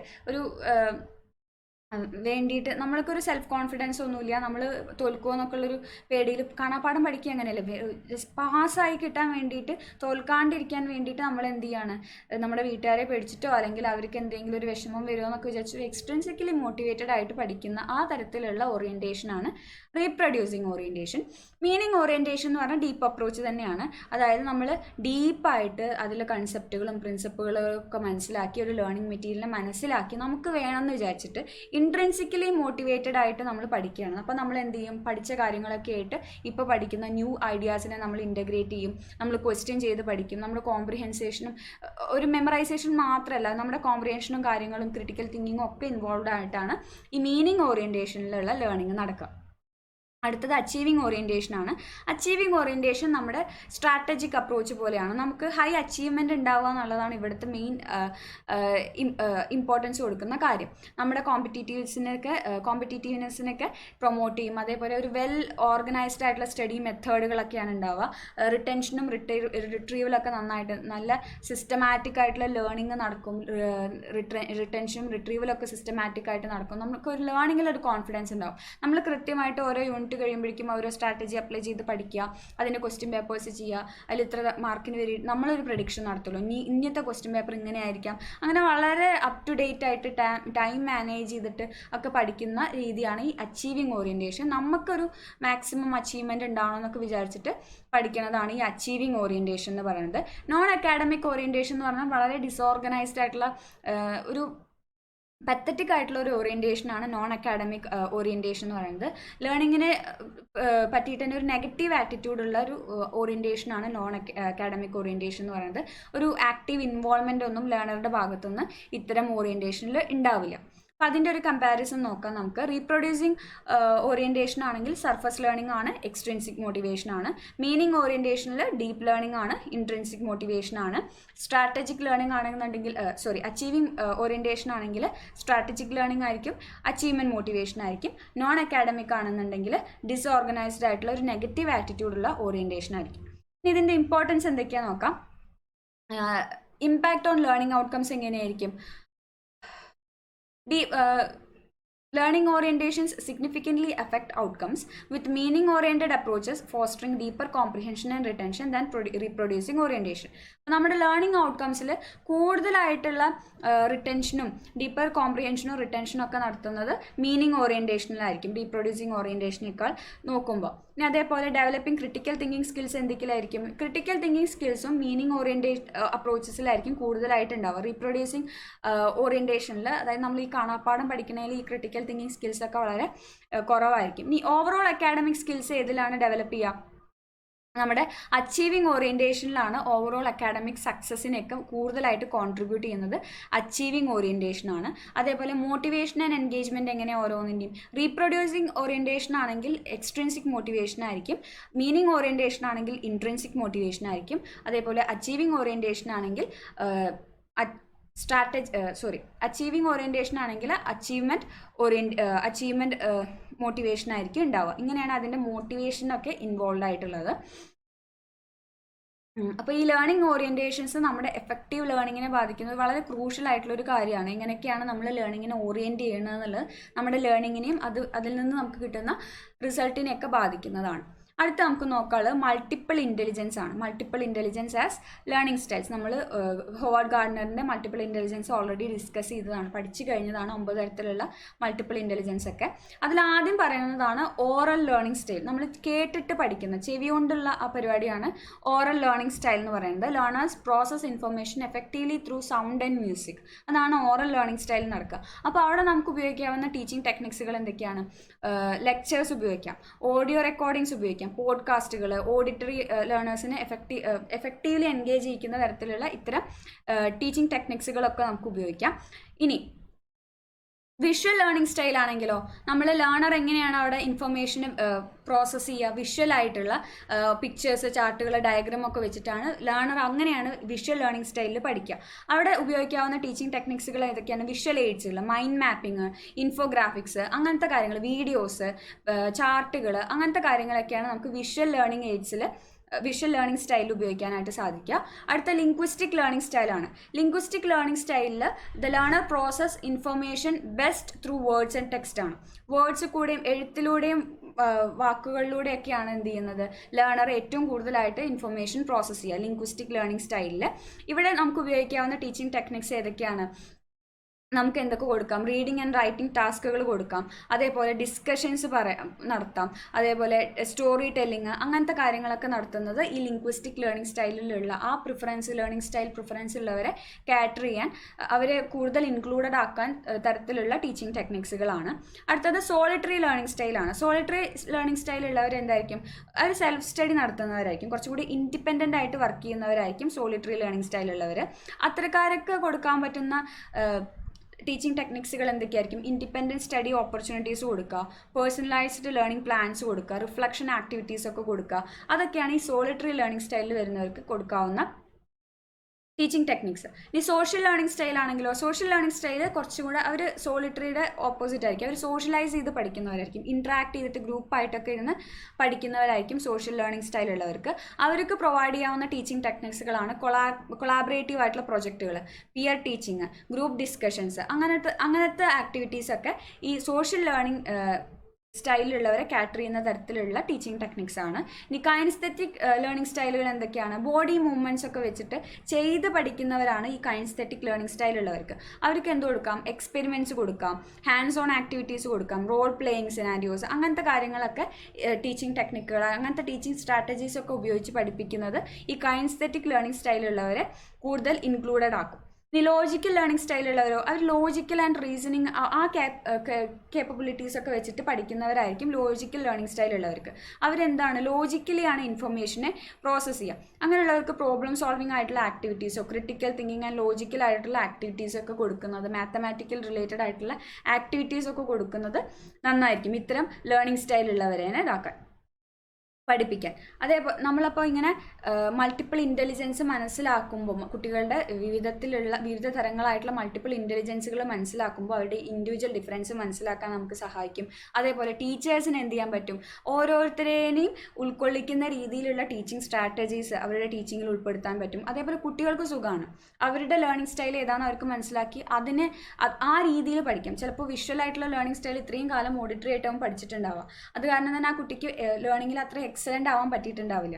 ചിലപ്പോൾ അത് വിഷ്വലാണ് തൻ്റെ ലേണിംഗ് സ്റ്റൈൽ എന്ന് മനസ്സിലായി കഴിഞ്ഞ് ആ രീതിയിൽ പഠിക്കാൻ തുടങ്ങുമ്പോൾ കുറച്ചും കൂടെ ഒരു എക്സലൻസ് ആ കുട്ടിക്ക് കാണിക്കാനൊക്കെ ആയിട്ട് സാധിക്കും. ഇനി പറയുന്നത് ഡൺ ആൻഡ് ഡണ്ണിൻ്റെ ലേണിംഗ് സ്റ്റൈൽ മോഡലാണ്. ഡൺ ആൻഡ് ഡണ്ണിൻ്റെ ലേണിംഗ് സ്റ്റൈൽ മോഡൽ ഡെവലപ്പ് ചെയ്തത് റീത്ത ഡണ്ണും കെന്നത്ത് ഡണ്ണും കൂടിയിട്ടാണ്. അവർ ലേണിംഗ് സ്റ്റൈൽസിനെ ഇൻഫ്ലുവൻസ് ചെയ്യുന്ന വേരിയസ് ആസ്പെക്റ്റുകളെയാണ് അവർ ഫോക്കസ് ചെയ്തത്. ഇതിൽ 5 സ്ട്രാൻഡുകളാണുള്ളത്. 5 കീ സ്ട്രാൻഡ്സുകളാണുള്ളത്. Environmental, emotional, sociological, physiological and psychological factors. ലേണിങ്ങിനെ അഫക്റ്റ് ചെയ്യുന്ന എലമെൻസിനെ അവരെന്ത് ചെയ്തു, 5 സ്ട്രാൻഡുകളായിട്ട് കാറ്റഗറൈസ് ചെയ്തു. എൻവയോൺമെൻറ്റൽ ഉണ്ട്, ഇമോഷണൽ ഉണ്ട്, സോഷ്യോളജിക്കൽ ഉണ്ട്, ഫിസിയോളജിക്കൽ ഉണ്ട്, ആൻഡ് സൈക്കോളജിക്കൽ ഉണ്ട്. ഇനി ഇതിൽ എന്താ ഓരോന്നിലും വരുന്നത് നോക്കാം. ഇതതിൻ്റെ ലേണിംഗ് സ്റ്റൈൽ മോഡലിൻ്റെ, Dunn and Dunn learning style മോഡലിൻ്റെ ഗ്രാഫിക്കൽ റെപ്രസെൻറ്റേഷൻ ആണ്. അപ്പോൾ നമ്മൾ നേരത്തെ പറഞ്ഞ പോലെ വിഷ്വൽ ലേണിംഗ് സ്റ്റൈൽ ഉള്ളവരാണെങ്കിൽ ഈ ഗ്രാഫിക്കൽ റെപ്രസെൻറ്റേഷൻ ആയിരിക്കും കുറച്ചും കൂടി, ഈ പിക്ടോറിയൽ ആയിട്ടുള്ള റെപ്രസെൻറ്റേഷൻ ആയിരിക്കും കുട്ടികൾക്ക് കുറച്ചും കൂടെ വേർഡ്സ് ആയിട്ട് എഴുതി വെച്ചതിനേക്കാൾ കുറച്ചും കൂടെ മെമ്മറൈസ് ചെയ്യാനൊക്കെ എളുപ്പമുണ്ടാവുക. ആദ്യത്തെ സ്ട്രാൻഡ് പറയുന്നത് ഇമോഷണൽ എലമെൻറ്റ്സ് ആണ്. ഇമോഷണൽ എലമെൻറ്റ്സിൽ ആദ്യത്തെ സ്ട്രാൻഡിൽ പറയുന്നത് എൻവയോൺമെൻറ്റൽ എലമെൻറ്റ്സ് ആണ്. എൻവയോൺമെൻറ്റൽ എലമെൻറ്റ്സ് നമ്മുടെ ലേണിങ്ങിനെ എഫക്റ്റ് ചെയ്യുന്ന എൻവയോൺമെൻറ്റൽ എലമെൻറ്റ്സ് ഏതൊക്കെയാണ്, സൗണ്ട്, ലൈറ്റ്, ടെമ്പറേച്ചർ, ഡിസൈൻ എന്നൊക്കെയാണ്. ചിലർക്ക് നല്ല സൗണ്ടിൽ ഇരുന്നിട്ട് പഠിക്കാൻ പറ്റില്ല, ചിലർക്ക് നല്ല സൗണ്ട് ആണെങ്കിൽ അതിൻ്റെ ഉള്ളിൽ ഇരുന്ന് പഠിക്കാൻ പറ്റും. ചിലർക്ക് ലൈറ്റിംഗ് സെറ്റിങ്സ് ഒക്കെ വേണ്ടി വരും, നല്ല വെളിച്ചത്തിലൊക്കെ ഇരുന്ന് പഠിക്കേണ്ടി വരും. ചിലർക്ക് അങ്ങനെ ഉണ്ടാവില്ല. ചിലർക്ക് നല്ല ചൂടിലിരുന്ന് പഠിക്കാൻ പറ്റില്ല, നല്ല തണുപ്പിലിരുന്ന് പഠിക്കാൻ പറ്റില്ല. അങ്ങനത്തെ കാര്യങ്ങളൊക്കെ ഉണ്ട്. പിന്നെ ഡിസൈൻ, അവരുടെ റൂമിൽ, അവരുടെ സെറ്റിങ്ങിൽ അവർ സെറ്റ് ചെയ്ത് വെച്ചിരിക്കുന്ന മേശയിൽ ബുക്ക്, അങ്ങനെ കസേരയിലൊക്കെ ഇരുന്ന് പഠിക്കേണ്ടി വരും. ചിലർക്ക് എവിടെ ഇരുന്നാലും പഠിക്കാൻ പറ്റും. അപ്പോൾ ഈ കാര്യങ്ങളൊക്കെയാണ്, അത് ഓരോരുത്തരുടെയും പ്രിഫറൻസ് ആണ്, ഓരോരുത്തരുടെയും കാര്യങ്ങളാണ്. ഇൻഡിവിജ്വൽ ഡിഫറൻസിൽ എല്ലാ കാര്യത്തിലും ഇൻഡിവിജ്വൽ ഡിഫറൻസ് ഉണ്ടാവും. അപ്പോൾ ഓരോരുത്തർക്കും ഈ സൗണ്ട്, ലൈറ്റ്, ടെമ്പറേച്ചർ, ഡിസൈൻ തുടങ്ങിയിട്ടുള്ള എൻവയോൺമെൻറ്റൽ എലമെൻറ്റ്സ് എങ്ങനെയൊക്കെയാണ് ലേണിങ്ങിനെ എഫക്റ്റ് ചെയ്യുന്നത് എന്നുള്ളതാണ് ഈ സ്ട്രാൻഡിൽ പറയുന്നത്. അടുത്തത് ഇമോഷണൽ എലമെൻറ്റ്സ് ആണ്. ഇമോഷണൽ എലമെൻറ്റ്സിൽ motivation, persistence, responsibility and structure. ഈ കാര്യങ്ങൾ എങ്ങനെയൊക്കെയാണ് ലേണിങ്ങിനെ എഫക്ട് ചെയ്യണമെന്നാണ് പറയുന്നത്. ചിലവർ ഇൻട്രിൻസിക്കലി മോട്ടിവേറ്റഡ് ആയിരിക്കും, ചിലവർ എക്സ്ട്രിൻസിക്കലി മോട്ടിവേറ്റഡ് ആയിരിക്കും, ചിലവർക്ക് അച്ചീവ്മെൻറ്റ് മോട്ടിവേഷൻ ആയിരിക്കും, ചിലവർക്ക് നല്ല പെർസിസ്റ്റൻസ് ഉള്ളവരായിരിക്കും, ചിലർക്ക് ഈ പെർസിസ്റ്റൻസേ ഉണ്ടാവില്ല, ചിലവർ ഭയങ്കര സെൽഫ് റെസ്പോൺസിബിലിറ്റി ഏറ്റെടുത്ത് സ്വന്തമായിട്ട് ഉത്തരവാദിത്തം ഏറ്റെടുത്ത് പഠിക്കുന്നവരായിരിക്കും, ചിലവർ എത്ര ഉന്തിത്തള്ളി പറഞ്ഞിട്ടാലും പഠിക്കുന്നുണ്ടാവില്ല. അങ്ങനെയൊക്കെ ഉള്ള ഓരോ കാര്യങ്ങളുണ്ടല്ലോ. അപ്പോൾ ഇതിൽ എങ്ങനെയാണ് നിങ്ങൾ പെടുക, നിങ്ങളുടെ മോട്ടിവേഷൻ എങ്ങനെയാണ്, പെർസിസ്റ്റൻസ് എങ്ങനെയാണ്, റെസ്പോൺസിബിലിറ്റി, സ്ട്രക്ചർ, ഇതൊക്കെ എങ്ങനെയാണെന്നുള്ളതാണ് ഈ ഇമോഷണൽ എലമെൻറ്റ്സിൽ പറയുന്നത്. ഡൺ ആൻഡ് ഡണ്ണിൻ്റെ ലേണിംഗ് സ്റ്റൈലിലെ ഇമോഷണൽ എലമെൻറ്റ്സിൽ പറയുന്നത്. അടുത്തത് സോഷ്യോളജിക്കൽ എലമെൻറ്റ്സ് ആണ്. സോഷ്യോളജിക്കൽ എലമെൻറ്റ്സിൽ ചിലവർ എന്തായിട്ടാണ് സെൽഫ് സ്റ്റഡി നടത്തുക, സോളിറ്ററി ആയിട്ട് ഒറ്റയ്ക്ക് പഠിക്കും, ചിലർ പിയേഴ്സായിട്ട് പഠിക്കും, ചിലർ ടീമായിട്ട് വലിയൊരു ടീമായിട്ട് പഠിക്കും, ചിലർ വെറൈറ്റി ആയിട്ട് ചിലപ്പോൾ ടീമായിട്ട് പഠിക്കും, ചിലപ്പോൾ സെൽഫായിട്ട് പഠിക്കും, ചിലപ്പോൾ കേട്ട് പഠിക്കും, അങ്ങനെ ഒരു വെറൈറ്റി അപ്രോച്ച് സീക്ക് ചെയ്യുന്നവരായിരിക്കും ചിലർ. അപ്പോൾ ഇതിൽ ഏതിലാണ് നിങ്ങൾ പെടുക എന്നുള്ളതാണ് സോഷ്യോളജിക്കൽ എലമെൻറ്റ്സിൽ വരുന്നത്. നിങ്ങളുടെ പ്രിഫറൻസ് എന്താണെന്ന് മനസ്സിലാക്കുക. ചിലർ സെൽഫ് സ്റ്റഡി നടത്തുന്നവരുണ്ടാവും, അവർക്ക് എത്ര തന്നെയായാലും പിയേഴ്സിൻ്റെ ഒരു ഗ്രൂപ്പ് സ്റ്റഡി നടത്തുമ്പോൾ അവർക്ക് എത്രയായാലും പഠിക്കാൻ പറ്റില്ല, അതിൽ നിന്നൊരു എക്സലൻസ് അവർക്ക് ഉണ്ടാക്കാൻ പറ്റില്ല. അപ്പോൾ നിങ്ങളുടെ സ്റ്റൈൽ പ്രിഫറൻസ് എന്താണ്, നിങ്ങളുടെ പ്രിഫറൻസ് എന്താണെന്ന് മനസ്സിലാക്കുക. സോഷ്യോളജിക്കൽ എലമെൻറ്റ്സിൽ എന്താണെന്നുള്ളത് മനസ്സിലാക്കുക. അപ്പോൾ ഈ സോഷ്യോളജിക്കൽ ആയിട്ടുള്ള ഇത്തരം എലമെൻറ്റ്സിനെ പറ്റിയിട്ടാണ് ഈ എലമെൻറ്റിൽ പറയുന്നത്, സോഷ്യോളജിക്കൽ എലമെൻറ്റിൽ പറയുന്നത്. അടുത്തത് ഫിസിയോളജിക്കൽ എലമെൻറ്റ്സ് ആണ്. ഫിസിയോളജിക്കൽ എലമെൻറ്റ്സിൽ ഒന്ന് പറയുന്നത് പെർസെപ്ച്വൽ പ്രിഫറൻസ് ആണ്. അപ്പോൾ നമ്മൾ വിഷ്വൽ ആയിട്ടാണോ, ഓഡിറ്ററി ആയിട്ടാണോ, കൈൻസ്തെറ്റിക് ആയിട്ടാണോ, എങ്ങനെയാണ് നമ്മൾ പഠിക്കുന്നത്, ആ പെർസെപ്ച്വൽ പ്രിഫറൻസ് ആണ് ഒന്ന്. പിന്നെ ടൈം ഓഫ് ഡേ, ചിലർക്ക് രാവിലെ പഠിക്കുന്നത് ഇഷ്ടവും, ചിലർക്ക് രാത്രി ഇരുന്ന് പഠിക്കുന്നതാവും. അപ്പോൾ നമ്മൾ ദിവസത്തിൽ ഏത് സമയത്താണ് നമ്മൾ പഠിക്കാൻ ഇഷ്ടപ്പെടുന്നത്. പിന്നെ പഠിക്കുമ്പോൾ ഭക്ഷണം കഴിക്കുന്നവരുണ്ടാവും, പഠിക്കുമ്പോൾ അത് ഇഷ്ടമില്ലാത്തവരുണ്ടാവും, ഭക്ഷണം കഴിക്കുന്നത് ഇഷ്ടമില്ലാത്തവരുണ്ടാവും, നടന്നിട്ട് പഠിക്കുന്ന, ഒരു കാലിളകി പഠിക്കുക. അപ്പോൾ മൊബിലിറ്റി, പഠിക്കുന്ന സമയത്തുള്ള മൊബിലിറ്റി എങ്ങനെയാണ്, ഇത്തരം കാര്യങ്ങളെ പറ്റി ഡിസ്കസ് ചെയ്യണതാണ് ഫിസിയോളജിക്കൽ എലമെൻറ്റ്സിൽ വരുന്നത്. അടുത്തതാണ് സൈക്കോളജിക്കൽ എലമെൻറ്റ്സ്. സൈക്കോളജിക്കൽ എലമെൻറ്റ്സും ഇമോഷണൽ എലമെൻറ്റ്സും തമ്മിൽ മാറിപ്പോകരുത്. ഇമോഷണലിലാണ് മോട്ടിവേഷനും നമ്മുടെ പെർസിസ്റ്റൻസ് ഒക്കെ വരുന്നത്. ഇവിടെ വരുന്നത് ഗ്ലോബൽ വേഴ്സസ് അനലിറ്റിക്കും ഇമ്പൾസീവ് വേഴ്സസ് റിഫ്ലക്റ്റീവ് ആണ്. ഗ്ലോബൽ എന്ന് പറഞ്ഞാൽ നമ്മൾ മൊത്തമായിട്ട് നമ്മൾ ജനറലൈസ്ഡ് ആയിട്ട് കാണാം. അനലിറ്റിക് എന്ന് പറഞ്ഞാൽ നമ്മൾ സ്പെസിഫിക് ആയിട്ട് അനലൈസ് ചെയ്തിട്ട് കാര്യങ്ങളെ ലോജിക് സെൻസൊക്കെ ഉപയോഗിച്ചിട്ട് കാര്യങ്ങളെ മനസ്സിലാക്കുന്നതാണ് അനലിറ്റിക് എന്ന് പറയുന്നത്. റിഫ്ലക്റ്റീവ് എന്ന് പറഞ്ഞു കഴിഞ്ഞാൽ നമ്മൾ പെട്ടെന്ന് റിഫ്ലക്റ്റീവ് എന്ന് പറഞ്ഞു കഴിഞ്ഞാൽ നമ്മൾ റിഫ്ലക്റ്റ് ചെയ്യണം, ആലോചിച്ച് നമ്മൾ റെസ്പോണ്ട് ചെയ്യുന്നതാണ് റിഫ്ലക്റ്റീവ് എന്ന് പറയുന്നത്. ഇമ്പൾസീവ് എന്ന് പറഞ്ഞാൽ പെട്ടെന്ന് ഒരു പെട്ടെന്ന് തുണ്ടൻ രണ്ടെന്ന് പറയില്ല, നമ്മൾ പെട്ടെന്ന് അതിന് ഡിസിഷൻസ് ഒക്കെ എടുക്കുന്നതാണ് ഈ ഇമ്പൾസീവ് ആയിട്ടുള്ളത്. അപ്പോൾ നിങ്ങളിതിൽ ഏതാണെന്ന് ഉള്ളതാണ് ഈ സൈക്കോളജിക്കൽ എലമെൻറ്റ്സിൽ വരുന്നത്. നിങ്ങൾ അനലിറ്റിക്കൽ ആയിട്ടാണോ, ലോജിക്കലായിട്ട് അനലൈസ് ചെയ്തിട്ടൊക്കെ പഠിക്കുന്ന ആൾക്കാരാണോ, അതോ ഇമ്പൾസീവ് ആണോ, പെട്ടെന്ന് ചിന്തിക്കാണ്ട് കാര്യങ്ങൾ ചെയ്യുന്ന ആളാണോ, റിഫ്ലക്റ്റീവ് ആണോ, ഗ്ലോബൽ ആണോ എന്നുള്ള കാര്യങ്ങളൊക്കെയാണ് ഈ സൈക്കോളജിക്കൽ എലമെൻറ്റ്സിൽ വരുന്നത്. ഇനി ഇതിൻ്റെ എഡ്യൂക്കേഷണൽ ഇംപ്ലിക്കേഷൻസ് ആണ് പറയുന്നത്. ഡൺ ആൻഡ് ഡണ്ണിൻ്റെ ലേണിംഗ് സ്റ്റൈൽ മോഡലിൻ്റെ facilitates effective organization of teaching and learning process. Teaching learning പ്രോസസ്സിൻ്റെ എഫക്റ്റീവ് ഓർഗനൈസേഷൻ നടത്തുന്നുണ്ട്. ഇപ്പോൾ നമ്മൾ എങ്ങനത്തെ എൻവയോൺമെൻറ്റൽ എലമെൻറ്റ്സിലാണ് നിങ്ങൾ പഠിക്കാൻ ഉദ്ദേശിക്കുന്നത്, നിങ്ങൾക്ക് ഇഷ്ടപ്പെടുന്നത്, ആ രീതിയിൽ നമുക്ക് എന്ത് ചെയ്യാം, നമ്മുടെ ലേണിംഗ് പ്രോസസ്സിനെ, ടീച്ചിങ് പ്രോസസ്സിനെ മാറ്റാം. അതേപോലെ നമ്മുടെ സൈക്കോളജിക്കലായിട്ടുള്ള ഫിസിയോളജിക്കലായിട്ടുള്ള എലമെൻറ്റ്സിനനുസരിച്ചിട്ടൊക്കെ നമുക്ക് എന്ത് ചെയ്യാം, നമ്മുടെ ടീച്ചിങ് ലേണിംഗ് പ്രോസസ്സിനെ അതിനനുസരിച്ച് നമുക്ക് ഓർഗനൈസ് ചെയ്യാം. Motivates learners and improves comprehension. കുട്ടികളെ അവരുടെ ഇതിനനുസരിച്ച് ഇൻട്രിൻസിക്കലി ആണോ എക്സ്ട്രിൻസിക്കലി ആണോ എങ്ങനെയാണ് മോട്ടിവേറ്റ് ചെയ്യേണ്ടത് അതിനനുസരിച്ച് മോട്ടിവേറ്റ് ചെയ്യാം. Develops confidence and time management skills. കുട്ടികളിലുള്ള കോൺഫിഡൻസും അവരുടെ ടൈം മാനേജ്മെൻറ്റ് സ്കില്ലൊക്കെ ഡെവലപ്പ് ചെയ്യാനായിട്ട് സഹായിക്കുന്നുണ്ട്.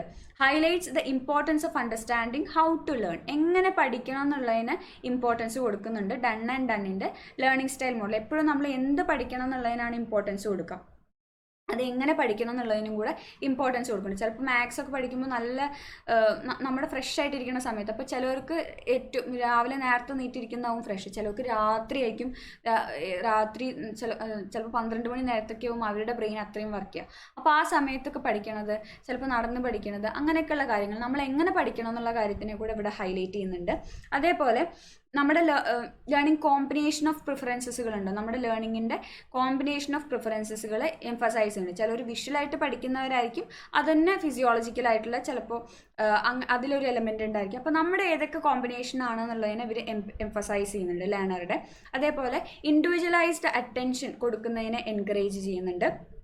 അതേപോലെ മൾട്ടി സെൻസറി അപ്രോച്ചുകൾ ഉപയോഗിക്കുന്നതിന്, നമ്മൾ മൾട്ടിപ്പിൾ ആയിട്ടുള്ള സെൻസസ് ഒക്കെ ഉപയോഗിച്ച് പഠിക്കുന്നതിന് അവർ എൻകറേജ് ചെയ്യുന്നുണ്ട് ഈ ഡൺ ആൻഡ് ഡണ്ണിൻ്റെ ലേണിംഗ് സ്റ്റൈൽ മോഡൽ.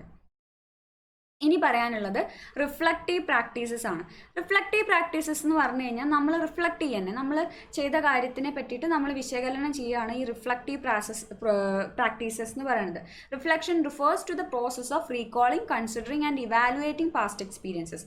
നമ്മൾ ചെയ്ത കാര്യം റീകോൾ ചെയ്യുക, കൺസിഡർ ചെയ്യുക, ഇവാലുവേറ്റ് ചെയ്യുക, അതിനെ വിശകലനം ചെയ്യുക. എല്ലാ ആസ്പെക്റ്റുകളിലും നമ്മൾ വിശകലനം ചെയ്യുന്നതാണ് ഈ റിഫ്ലക്റ്റീവ് പ്രാക്ടീസസ് എന്ന് പറയുന്നത്. നമ്മുടെ ആൻഷ്യൻ്റ് ആയിട്ടുള്ള ടൈം തൊട്ടിട്ടേ ഈ റിഫ്ലക്റ്റീവ് പ്രാക്ടീസസ് നടന്നു വരുന്നുണ്ട്.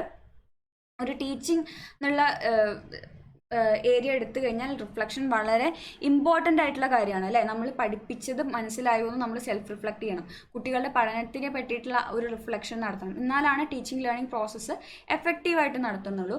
2 ഇൻ്റർപ്രിട്ടേഷൻസ് ആണ് റിഫ്ലക്ഷന് വേണ്ടിയിട്ട് വരുന്നത്. കൺസ്ട്രക്റ്റിവിസ്റ്റ് തിയറിസ്റ്റുകളുടെയും റിസർച്ച് പെർസ്പെക്റ്റീവ്സിൻ്റെയും രീതിയിൽ 2 ഇൻ്റർപ്രിട്ടേഷനാണ് പറയുന്നത്. കൺസ്ട്രക്റ്റിവിസ്റ്റ് തിയറിസ്റ്റ് എന്താ പറയുന്നത്? Reflection as a means for learners to construct their own knowledge and gain metacognition. അവർക്ക് കൺസ്ട്രക്റ്റിവിസ്റ്റ് തിയറിസ്റ്റ് പറയുന്നത് റിഫ്ലക്ഷൻ എന്ന് പറയുന്നത് ലേണേഴ്സിന് അവരുടെ തന്നെ നോളജിനെ കൺസ്ട്രക്ട് ചെയ്യാനുള്ളൊരു വഴിയായിട്ടാണ് റിഫ്ലക്ഷൻ പറയുന്നത്. റിസർച്ചേഴ്സ് എന്താ പറയുന്നത്? Recognition of the wide scope of reflection in various aspects of life including education. Researchers പറയുന്നത് റിഫ്ലക്ഷന് നമ്മുടെ ജീവിതത്തിൻ്റെ പല തലങ്ങളിലും വൈഡായിട്ടുള്ളൊരു സ്കോപ്പ് ഉണ്ട് റിഫ്ലക്ഷൻ എന്നാണ് റിസർച്ചേഴ്സ് പറയുന്നത്. അവരുടെ പേഴ്സ്പെക്റ്റീവിൽ റിഫ്ലക്ഷൻ എന്ന് പറയുന്നത്. ഇനി 2 തരത്തിലുള്ള റിഫ്ലക്ഷനാണ് ഡൊണാൾഡ് ഷോൺ പറഞ്ഞത്. റിഫ്ലക്ഷൻ ഓൺ ആക്ഷനും റിഫ്ലക്ഷൻ ഇൻ ആക്ഷനും. റിഫ്ലക്ഷൻ ഓൺ ആക്ഷൻ എന്ന് പറഞ്ഞാൽ നമ്മുടെ ഒരു ആക്ഷൻ നടന്നു കഴിഞ്ഞ് നമ്മളിപ്പോൾ ഒരു കാര്യം ചെയ്ത് കഴിഞ്ഞിട്ട് അതിനെ പറ്റി വിശകലനം ചെയ്യുക. ഞാൻ ഈ ക്ലാസ് എടുത്തതിന് ശേഷം ഇതിനെ പറ്റിയിട്ട് വിശകലനം ചെയ്യുക. ഞാൻ PPT ചെയ്തത് ശരിയായോ, ക്ലാസ് എടുത്തത് ശരിയായോ, എൻ്റെ സ്പീഡ് എങ്ങനെ ഉണ്ടായിരുന്നു, എൻ്റെ സൗണ്ട് എങ്ങനെ ഉണ്ടായിരുന്നു, എത്രത്തോളം എനിക്ക് കൺവേ ചെയ്യാൻ പറ്റി, അങ്ങനെ പല കാര്യങ്ങൾ പല ആസ്പെക്റ്റുകളിൽ നിന്നിട്ട് ഞാൻ ചെയ്ത കാര്യത്തിനെ പറ്റിയിട്ട് പാസ്റ്റായിട്ട് ഞാൻ ചെയ്ത കാര്യത്തിനെ പറ്റിയിട്ട് ഞാൻ വിശകലനം ചെയ്യുന്നതാണ് reflection on action. In action എന്ന് പറഞ്ഞാലോ, ഞാൻ ചെയ്യുമ്പോൾ തന്നെ ആ കാര്യം ചെയ്തുകൊണ്ടിരിക്കുമ്പോൾ തന്നെ ഞാൻ റിഫ്ലക്റ്റ് ചെയ്യാണ്, അതിനെ വിശകലനം ചെയ്യുകയാണെങ്കിൽ അതാണ് റിഫ്ലക്ഷൻ ഇൻ ആക്ഷൻ. ഈ ക്ലാസ് എടുത്തുകൊണ്ടിരിക്കുമ്പോൾ തന്നെ ഞാൻ പറയുന്നതൊക്കെ ശരിയാണോ, അതിനെ പറ്റിയിട്ട് പല രീതിയിൽ ഞാൻ വിശകലനം ചെയ്യുകയാണെങ്കിൽ അതാണ് റിഫ്ലക്ഷൻ ഇൻ ആക്ഷൻ എന്ന് പറയുന്നത്. ഇനി റിഫ്ലക്ഷൻ ഓൺ ആക്ഷൻ്റെ ലെവൽസ് ആണ് പറയുന്നത്. ഒന്ന് ടെക്നിക്കൽ ലെവലാണ്. ടെക്നിക്കൽ ലെവൽ എന്ന് പറഞ്ഞാൽ നമ്മൾ ഓരോ ക്രൈറ്റീരിയ ഒക്കെ വെച്ചിട്ട് നമ്മൾ വിശകലനം ചെയ്യുക. അപ്പോൾ ഓരോന്നിനെ പറ്റിയിട്ട് നമ്മൾ ഇന്ന കാര്യം ശരി, ഞാൻ ഇൻട്രഡക്ഷൻ പറഞ്ഞത് ഇപ്പോൾ ക്ലാസ് എടുക്കുകയാണെങ്കിൽ ഇൻട്രഡക്ഷൻ പറഞ്ഞത് ശരിയായോ, എൻ്റെ PPT aid teaching learning aid ശരിയാണോ, അങ്ങനെയുള്ള കാര്യങ്ങൾ ഞാൻ ഓരോ ആസ്പെക്റ്റിലും അതിനെ വിശകലനം ചെയ്യാണ്. ഡിസ്ക്രിപ്റ്റീവ് ലെവലിൽ ഞാൻ അതിനൊരു ജസ്റ്റിഫിക്കേഷൻ കൂടെ കൊടുക്കുകയാണ്. അപ്പോൾ ഞാൻ ഇൻട്രഡക്ഷൻ പറഞ്ഞത് ശരിയായി അല്ലെങ്കിൽ ശരിയായില്ല, അതിന് ഞാനൊരു ജസ്റ്റിഫിക്കേഷൻ കൊടുക്കുകയാണ്. എൻ്റെ ലേണിംഗ് എയ്ഡ് ഇത്രയ്ക്കേ ശരിയായുള്ളൂ, ഇത്ര ശരിയായില്ല, അല്ലെങ്കിൽ ലേണിംഗ് എയ്ഡ് ഞാൻ കുറഞ്ഞില്ല, അതിനൊക്കെ ഉള്ള ഒരു ജസ്റ്റിഫിക്കേഷൻ കൊടുക്കുന്നതാണ് ഡിസ്ക്രിപ്റ്റീവ് ലെവൽ. ഡയലോഗിക് ലെവൽ എന്ന് പറഞ്ഞാൽ നമ്മൾ ഡിസ്കഷൻസ് നടത്തുകയാണ്. ഇങ്ങനെയൊക്കെ ചെയ്യായിരുന്നു, അങ്ങനെയൊക്കെ ചെയ്യായിരുന്നു, അങ്ങനെയൊക്കെയുള്ള രീതിയിൽ നമ്മൾ ടീച്ചറും കുട്ടികളും തമ്മിലൊക്കെ ഉള്ള, ഇതിപ്പോൾ ഒരു സ്കൂൾ കോണ്ടെക്സ്റ്റിൽ പറയുന്നതുകൊണ്ടാണ് ഇങ്ങനെ പറയുന്നത്. ടീച്ചറും കുട്ടികളും തമ്മിലൊരു ഡിസ്കഷനൊക്കെ നടത്തുകയാണെന്നുണ്ടെങ്കിൽ ഡയലോഗിക് ലെവലാണത്. ക്രിട്ടിക്കൽ ലെവൽ എന്ന് പറഞ്ഞു കഴിഞ്ഞാൽ നമ്മൾ എല്ലാ ആസ്പെക്റ്റിലും കീറി മുറിച്ച് വിശകലനം ചെയ്യുന്നതാണ് ക്രിട്ടിക്കൽ ലെവൽ എന്ന് പറയുന്നത്. ഇത് നമ്മൾ റിഫ്ലക്ഷൻ ഓൺ ആക്ഷനിലാണ് ലെവൽസ് പറയുക. അതായത് നമ്മൾ ചെയ്ത് കഴിഞ്ഞതിന് ശേഷമാണ് ഓരോ ലെവലിൽ നിന്നിട്ട് ഇങ്ങനെ റിഫ്ലക്റ്റ് ചെയ്യുക. ഇനി ഇതിൻ്റെ ഇമ്പോർട്ടൻസ് എന്തൊക്കെയാണെന്ന് നോക്കാം. Engages learners in continuous learning. Reflect ചെയ്യുമ്പോൾ നമ്മൾ എന്ത് ചെയ്യും, ഒരു ലേണറിനെ കണ്ടിന്യൂസ് ലേണിങ്ങിൽ നമ്മൾ എൻഗേജ് ചെയ്യും. അതേപോലെ ഇൻഡിപെൻഡൻറ്റ് ലേണിങ്ങിനെ പ്രൊമോട്ട് ചെയ്യും. നമ്മൾ പഠിക്കുമ്പോൾ അതിന് പഠിക്കുന്നത് ശരിയായോ, എന്തൊക്കെയാണ് തെറ്റുകുറ്റങ്ങൾ, അങ്ങനെ നമ്മൾ സ്വന്തമായിട്ടൊരു വിശകലനമൊക്കെ നടത്തിയിട്ട് അല്ലെങ്കിൽ ടീച്ചറുടെ സഹായത്തോടെ ഒരു വിശകലനമൊക്കെ ആയിട്ട് നടത്തുമ്പോൾ നമുക്കൊരു ഇൻഡിപെൻഡൻറ്റ് ലേണിങ്ങിനെ ഡെവലപ്പ് ചെയ്യും. അതേപോലെ ഒരു സെൽഫ് അവെയർനെസ്സിനെ ഇൻക്രീസ് ചെയ്യും. നമുക്ക് നമ്മുടെ ഒരു എത്രത്തോളം നമുക്ക് കഴിവുണ്ട്, നമ്മുടെ ഒരു എബിലിറ്റി എന്തൊക്കെയാണെന്നുള്ളത് നമുക്ക് മനസ്സിലാക്കാൻ പറ്റും. അതേപോലെ നമ്മുടെ ക്രിട്ടിക്കൽ തിങ്കിങ് സ്കിൽസിനെ ഡെവലപ്പ് ചെയ്യും. നമ്മുടെ ലേണിങ്ങിനെ ഇമ്പ്രൂവ് ചെയ്യും. കൂട്ടത്തിൽ നമ്മൾ ഇങ്ങനെ റിഫ്ലക്റ്റ് ചെയ്തിട്ടാണ്, ഒപ്പം കൂട്ടത്തിൽ ഇങ്ങനെ റിഫ്ലക്ഷനും കൂടെ നടത്തിയിട്ടാണ് പഠിക്കണമെന്നുണ്ടെങ്കിൽ അല്ലെങ്കിൽ പഠിപ്പിക്കണമെന്നുണ്ടെങ്കിൽ നമ്മുടെ ലേണിങ്ങിനെയും ടീച്ചിങ്ങിനെയൊക്കെ അത് ഇമ്പ്രൂവ് ചെയ്യും. ഇനി ഇതിൻ്റെ റിഫ്ലക്റ്റീവ് അപ്രോച്ചിനെ സപ്പോർട്ട് ചെയ്യുന്ന ടെക്നിക്സുകളാണ്. ഒന്നാമത്തത് സെൽഫ് അസസ്മെൻ്റ് ആണ്. സ്വന്തമായിട്ട് നമ്മൾ റിഫ്ലക്റ്റ് ചെയ്യുക. ടീച്ചർക്കും ആവാം കുട്ടികൾക്കും ആവാം. ടീച്ചറുടെ ടീച്ചിങ് എത്രത്തോളം എഫക്റ്റീവാണ്, കുട്ടികളുടെ ലേണിംഗ് എത്രത്തോളം എഫക്റ്റീവ് ആണ് എന്നൊക്കെയുള്ള കാര്യങ്ങൾ നമുക്ക് സെൽഫ് അസസ്മെൻറ്റ് നടത്താം. അതേപോലെ പ്രോബ്ലം സോൾവ് ബേസ്ഡ് ലേണിംഗ് ഒരു റിഫ്ലക്റ്റീവ് അപ്രോച്ചാണ്. നമ്മളൊരു റിയൽ വേൾഡ് പ്രോബ്ലം ഒക്കെ കൊടുത്ത് അതിനെ നമ്മൾ റിഫ്ലക്റ്റ് ചെയ്ത് അതിനൊരു സൊല്യൂഷൻ കണ്ടെത്തുക. അതൊക്കെ ഒരു എന്താണ് റിഫ്ലക്റ്റീവ് അപ്രോച്ചാണ്. ഗ്രൂപ്പ് വർക്കുകൾ എന്താണ് ഒരു റിഫ്ലക്റ്റീവ് അപ്രോച്ച് കൊടുക്കും. കൂട്ടത്തിലിരുന്നിട്ട് നമ്മൾ എല്ലാവരും ഗ്രൂപ്പായിട്ട് ചെയ്യല്ലേ, അപ്പോൾ ഒരാൾ ചെയ്താൽ നമ്മൾ കൂട്ടത്തിലുള്ളവർ നമ്മുടെ പിയേഴ്സ് തന്നെയാണ് നമ്മൾ റിഫ്ലക്റ്റ് ചെയ്യുക. നമുക്ക് സ്വന്തമായിട്ടും ചെയ്യാം, ചെയ്തത് ശരിയായോ, എത്രത്തോളം ചെയ്യണം, അങ്ങനെയുള്ള കാര്യങ്ങളൊക്കെ. അടുത്തത് പിയർ അസസ്മെൻ്റ് ആണ്. കുട്ടികൾ തന്നെ പരസ്പരം അങ്ങോട്ടും ഇങ്ങോട്ടും അസസ് ചെയ്യുന്നതാണ് ഈ പിയർ അസസ്മെൻറ്റ്. അതേപോലെ personal development planning involves setting goals and reflecting on progress towards achieving dum. നമ്മൾ എന്ത് ചെയ്യാണ്, ഒരു ഗോൾ സെറ്റ് ചെയ്യാണ്. ആ ഗോൾ സെറ്റ് ചെയ്തിട്ട് നമ്മളത് അച്ചീവ് ചെയ്യുന്ന വരെ നമ്മൾ ചെയ്യുന്ന കാര്യങ്ങളുണ്ടല്ലോ, ആ ഗോളിലേക്ക് എത്തുന്നത് വരെ, അതിനൊക്കെ നമ്മൾ എന്ത് ചെയ്യാണ്, ആ പ്രോഗ്രസ്സിന് ഗോളിലേക്ക് എത്തുന്നത് വരെ നമ്മൾ ചെയ്യുന്ന ആക്ടിവിറ്റീസിൻ്റെ പ്രോഗ്രസ്സിനെ നമ്മൾ റിഫ്ലക്റ്റ് ചെയ്യാണ് ഇവിടെ ചെയ്യണത്. ഇനി റിഫ്ലക്റ്റീവ് പ്രാക്ടീസസ് നമ്മൾ എങ്ങനെയൊക്കെ ഇംപ്ലിമെൻറ്റ് ചെയ്യാമെന്നുള്ളത്. Set aside dedicated time for reflection നടത്താൻ നമ്മൾ എന്ത് ചെയ്യണം, കൃത്യമായിട്ടൊരു ടൈമൊക്കെ അലോക്കേറ്റ് ചെയ്ത് കൊടുക്കണം. അതേപോലെ എൻകറേജ് ജേർണലിംഗ് ആൻഡ് ഡോക്യുമെൻറ്റേഷൻ. നമ്മളിപ്പോൾ എന്ത് ചെയ്യാണ്, ഇത് നമ്മൾ സെൽഫ് റിഫ്ലക്ഷനോ അല്ലെങ്കിൽ ഏതോ തരത്തിലുള്ള റിഫ്ലക്ഷൻ, സെൽഫ് തന്നെ ആവണമെന്നില്ല, പിയർ റിഫ്ലക്ഷൻ ആവാം, അങ്ങനെയുള്ള റിഫ്ലക്ഷനൊക്കെ നടത്തി കഴിഞ്ഞാൽ അത് ജേർണൽ ചെയ്യാനും ഡോക്യുമെൻറ്റ് ചെയ്യാനൊക്കെ ഉള്ള ഒരു അവസരവും അതിനെ എൻകറേജ് ചെയ്യുകയൊക്കെ ചെയ്യാം. അതേപോലെ provide guidance and prompts for reflection നടത്താനുള്ള ഗൈഡൻസുകളും പ്രോംപ്റ്റിങ്ങും ഒക്കെ കൊടുക്കുക കുട്ടികൾക്ക്. ഏതൊക്കെ രീതിയിൽ നല്ല രീതിയിൽ നമുക്ക് റിഫ്ലക്ഷൻ നടത്താം, എങ്ങനെയൊക്കെ റിഫ്ലക്ഷൻ നടത്താം എന്നുള്ളൊരു ഗൈഡൻസ് ഒക്കെ കൊടുക്കുക. Foster supportive environment four sharing reflection. ഇങ്ങനെ റിഫ്ലക്ഷൻസ് ഒക്കെ നടത്തി കഴിഞ്ഞാൽ ഇപ്പം നമ്മൾ തന്നെ ഒരു ഫീഡ്ബാക്ക് ഒക്കെ എഴുതിക്കില്ല, അതൊരു തരത്തിലുള്ള റിഫ്ലക്ഷൻ ആണല്ലോ. ടീച്ചേഴ്സൊക്കെ സ്കൂളിൽ പോയി കഴിഞ്ഞാൽ ക്ലാസ് എടുത്തു കഴിഞ്ഞാൽ അവസാനമൊക്കെ ആകുമ്പോൾ റിഫ്ലക്ഷൻ നടത്തും. അപ്പോൾ ആ റിഫ്ലക്ഷൻ നടത്തുമ്പോൾ കുട്ടികൾക്ക് ഭയമില്ലാണ്ട് നമ്മളെ പറ്റിയിട്ട് എന്താണ് അവർക്ക് തോന്നുന്നത് അതൊക്കെ പറയാനും അല്ലെങ്കിൽ എഴുതാനൊക്കെ ഉള്ളൊരു അങ്ങനെ ഒരു സപ്പോർട്ടീവ് ആയിട്ടുള്ള എൻവയോൺമെൻറ്റ്, ഒരു നമ്മുടെ റിഫ്ലക്ഷൻസ് ഒക്കെ ഷെയർ ചെയ്യാനുള്ള സപ്പോർട്ടീവ് എൻവയോൺമെൻറ്റ് നമ്മൾ ഡെവലപ്പ് ചെയ്തെടുക്കണം. ഇനി റിഫ്ലക്റ്റീവ് പ്രാക്ടീസസിൻ്റെ ബെനിഫിറ്റ്സ് എന്തൊക്കെയാണ്? ലേണിംഗ് ഔട്ട്കംസ് ഒക്കെ ഇമ്പ്രൂവ് ചെയ്യും. നമ്മൾ സ്വന്തമായിട്ട് നമ്മുടെ പഠനം ശരിയാണോ ശരിയല്ലേ എന്ന് വിശകലനം ചെയ്ത് പഠിക്കുമ്പോൾ നമ്മുടെ ലേണിംഗ് ഔട്ട്കംസ് ഇമ്പ്രൂവ് ആവും. Enhanced professional development. അതേപോലെ ടീച്ചർ എന്ത് ചെയ്യാണ്, ടീച്ചറും ഒരു റിഫ്ലക്ഷൻ നടത്തുകയാണ്, ടീച്ചറുടെ ടീച്ചിങ് ശരിയായോ ഇല്ലയോ എന്നൊക്കെ. അപ്പോൾ ഒരു പ്രൊഫഷണൽ ഡെവലപ്മെൻറ്റ് ഉണ്ടാവും ടീച്ചറുടെ ഭാഗത്തുനിന്ന്. അതേപോലെ സെൽഫ് അവെയർനെസ്സും കോൺഫിഡൻസും ഒക്കെ കൂടും. നമുക്ക് സ്വന്തമായിട്ട് നമ്മളെ പറ്റിയിട്ടൊരു ബോധം ഉണ്ടാവില്ല, അപ്പോൾ നമ്മുടെ സെൽഫ് അവെയർനെസ്സും കോൺഫിഡൻസും ഒക്കെ ഡെവലപ്പ് ആവും നമ്മൾ റിഫ്ലക്ഷൻ നടത്തുമ്പോൾ. അടുത്ത ടോപ്പിക്കാണ് മെറ്റാകോഗ്നിഷൻ. മെറ്റാകോഗ്നിഷൻ എന്ന് പറഞ്ഞാൽ തിങ്കിങ് അബൌട്ട് വൺസ് ഓൺ തിങ്കിങ്ങിനെയാണ് നമ്മൾ മെറ്റാകോഗ്നിഷൻ എന്ന് പറയുക. അതീത ചിന്ത എന്നൊക്കെ പറയുന്ന പരിപാടിയാണ് ഈ മെറ്റാകോഗ്നിഷൻ എന്ന് പറയുന്നത്. അതിൻ്റെ ഇമ്പോർട്ടൻസ് എന്തൊക്കെയാണ്? Awareness of the learning process allows individuals to actively engage in their learning journey. നമ്മൾ ഈ പഠിക്കുന്നതിനെ പറ്റിയിട്ട് തന്നെ ഞാൻ എന്താ പഠിക്കണമെന്നൊരു ബോധം ഉണ്ടാവുക എന്നൊക്കെ പറഞ്ഞു കഴിഞ്ഞാൽ നമുക്കതിൽ ഒരു ആക്റ്റീവ് എൻഗേജ്മെൻറ്റ് ഉണ്ടാവും. നമ്മുടെ ലേണിംഗ് പ്രോസസ്സിൽ ഒരു ആക്റ്റീവ് എൻഗേജ്മെൻറ്റ് ഉണ്ടാവും. അണ്ടർസ്റ്റാൻഡിങ് ഓൺ തിങ്കിങ്, നമ്മുടെ ഓൺ തിങ്കിങ്ങിനെ പറ്റിയിട്ട് നമ്മൾ എന്താ വിചാരിക്കണം, നമ്മുടെ തോട്ട് പ്രോസസ്സ് എങ്ങനെയൊക്കെയാണ് പോകണമെന്നുള്ളതിനെ പറ്റി നമുക്കൊരു ബോധം ഉണ്ടാവും. Enhanced examination performance. നമ്മൾ എന്ത് ചെയ്യും, നമുക്കൊരു നമ്മൾ മെറ്റാകോഗ്നിറ്റീവ്ലി ചിന്തിച്ചിട്ടൊക്കെയാണ് നടക്കണമെന്നുണ്ടെങ്കിൽ നമ്മൾ പഠിക്കുകയൊക്കെ ചെയ്യുമ്പോൾ എന്താവും, നമ്മൾ കുറച്ചും കൂടെ നല്ല എഫക്റ്റീവായിട്ടുള്ള സ്ട്രാറ്റജീസും മെത്തേഡ്സും പ്രിപ്പറേഷന് വേണ്ടിയിട്ടുള്ള പരീക്ഷയ്ക്ക് വേണ്ടിയിട്ടുള്ള പ്രിപ്പറേഷനൊക്കെ നടത്തും. അങ്ങനെ നടത്തുമ്പോൾ എന്തുണ്ടാവും, നമ്മുടെ എക്സാമിനേഷൻ പെർഫോമൻസ് വളരെ ഇൻക്രീസ്ഡ് ആൻഡ് എൻഹാൻസ്ഡ് ആവും.